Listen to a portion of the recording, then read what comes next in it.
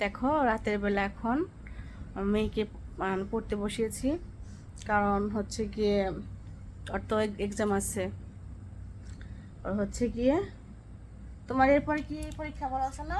Grammar. হ্যাঁ, ইংরেজি grammar. তো ঠিক মতো পড়াশোনা করতে হবে, ঠিক আছে? তুমি কি লিখছো? দেখো লিখছে, লিখতে দিয়েছি।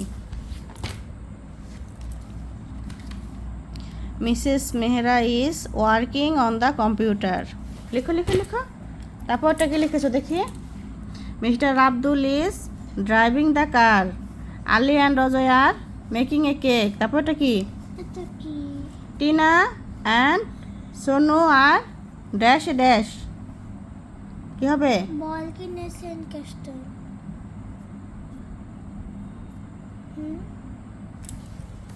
দেখি তো কি হবে। হ্যাঁ, হয়েছে। তো দেখো এই তো পড়াশোনা চল। ছোট মেয়েকে নিচে দিয়ে আসছি, কারণ ও থাকলে একদম পড়াতে দেয় না, ডিস্টার্ব করে।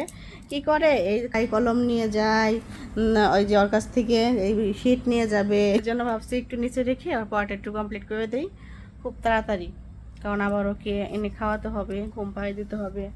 দেখো অলরেডি কিন্তু ওই 7:40 মতো বেজে গিয়েছে। তো এই হচ্ছে Mrs D'Souza. Cleaning the sofa. সেটা তুমি লেখা বলে দেবো কেন? বলো। হ্যাঁ, বলে দিলে তুমি, আমি আবার লিখতে দেবো দেখনি, তখন তুমি নিজে উঠে, আমি তো এখন উঠিয়ে দিচ্ছি, এরপরে কিন্তু তোমাকে উঠে লিখতে হবে, ঠিক আছে? ভালো পরীক্ষার সময় তো উঠানো থাকবে। ওঠানো থাকবে, তাতে কি তোমাকে ওঠানো শিখতে হবে না? আমি উঠাতে পারি না।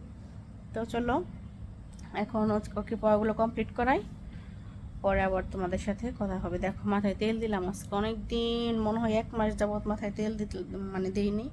মানে মাথাটা কীরকম যেন গরম গরম লাগছিল, এজন্য তেল দিলাম। মানে ওই গরম না, মানে ভিতর থেকে গরম লাগছিল, সেজন্য।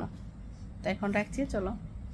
আর অবশ্যই আমার মেয়ের জন্য সবাই আশীর্বাদ করবে, ওর যেন ভালো থাকে সবাই। ভগবান যেন সবাইকে ভালো রাখে, শুধু ওর জন্য কেন, পৃথিবীর সব মানুষ যেন ভালো থাকে, এইটাই সবসময় বলি। সবাই ভালো থাক, সবাই আনন্দে থাক, সুস্থ থাক, এটাই।